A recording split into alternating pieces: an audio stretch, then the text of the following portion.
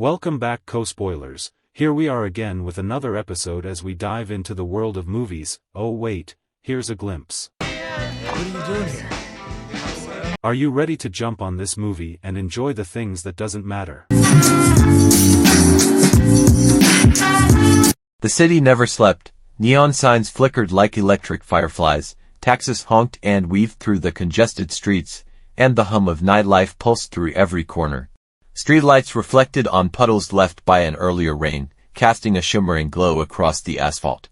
In the midst of it all, a man moved as if the chaos were choreographed for him. Every step confident, every glance deliberate. His name was Jamie Randall, and he thrived in a world where charm was currency and desire was always within reach.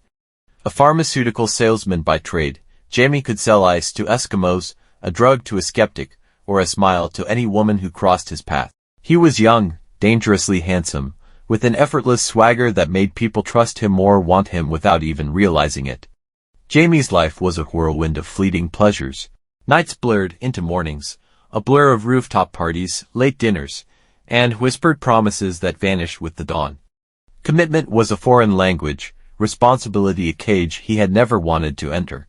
Every kiss, every embrace, was a thrill, a conquest, a temporary masterpiece in a gallery of passing moments. But then, like a spark in the darkness, he met Maggie Murdoch. She was nothing like the others. Bright, fierce, and unapologetically herself, Maggie moved through the world with a grace that was almost defiant. Parkinson's disease shadowed her every movement, subtle tremors hidden beneath layers of composure, but her energy was unstoppable. Their first encounter wasn't the kind of slow-motion, cinematic moment one reads about in novels. It was messy, chaotic, and almost reckless. Maggie teased him openly, sarcasm dripping from every word, daring him to keep up. Jamie, used to women falling for his smile, felt something new, challenge, intrigue, skepticism. She saw him, truly saw him, and didn't play by the rules of his carefully constructed charm.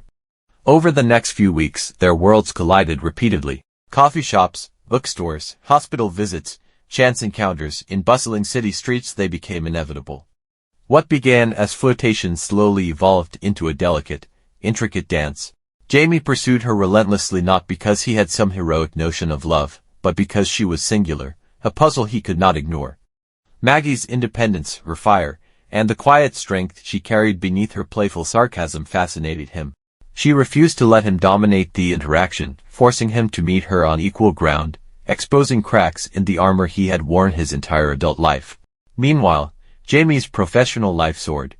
The 1990s pharmaceutical boom was in full swing, a whirlwind of profit, persuasion, and polished suits. He navigated boardrooms and sales pitches with surgical precision, selling medications with ease and charm that often bordered on theatrical. Yet, the high-powered, money-driven world he inhabited contrasted sharply with Maggie's reality. Her health was unpredictable, her body a reminder of mortality. Every tremor, every cautious step, was a counterpoint to Jamie's seemingly limitless freedom. This tension between his reckless joy and her cautious strength became the heartbeat of their growing relationship, a rhythm of desire intertwined with fear, love shadowed by uncertainty. Then, their flirtation deepened into intimacy, a fiery, consuming connection that neither had anticipated.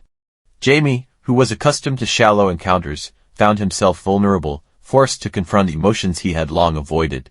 Maggie demanded honesty, presence, a rawness he had never had to offer. Every touch, every glance, every late-night conversation chipped away at the defenses he had built around himself. And as their bodies entwined, so did their souls, slowly weaving a bond that went far beyond lust, a bond that challenged Jamie, reshaped him, and awakened a depth of feeling he had never thought possible. But reality crashed in, relentless and unyielding. Maggie's Parkinson's isn't just a quiet detail in their lives, it's a shadow that lingers in every moment. Every tremor in her hand, every faltering step, every tired sigh becomes a reminder that time is both fragile and precious. She fears becoming a burden, dreading the day her body will betray her completely, the day love might feel like a trap rather than a comfort. Jamie, on the other hand, is unprepared for this kind of vulnerability. He has never had to anchor himself to another person's fragility. His world has always been fast, free, and flirtatious, a constant chase of the next thrill. Now, He is confronted with someone whose future is uncertain, whose present demands patience he has never learned to practice. Their love, once simple and intoxicating, becomes a careful negotiation between desire and fear, freedom and commitment, passion and responsibility. Conflict is inevitable. Jamie's impulsive, flirtatious habits, once charming, start to create cracks in the fragile trust between them. A wink here, a harmless joke there, suddenly feels like a betrayal. Maggie's need for certainty and consistency clashes with Jamie's instinct for spontaneity.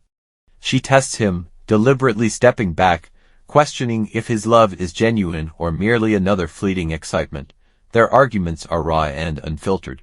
Words spill out in bursts of frustration, sometimes anger, sometimes heartbreak. Tears are shed, doors are slammed, silence fills spaces where laughter once lived. And yet, no matter how far apart they pull, some invisible thread draws them back together, because the bond they share is far deeper than either has experienced before. In one of the film's most intimate and heart-rending moments, Maggie allows herself to open fully. She speaks of fear of dependence, of losing control, of being abandoned when her body fails her.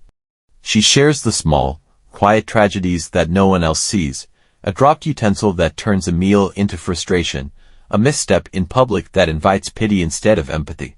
Jamie listens not as a cavalier lover, but as a man learning to care beyond charm, beyond desire.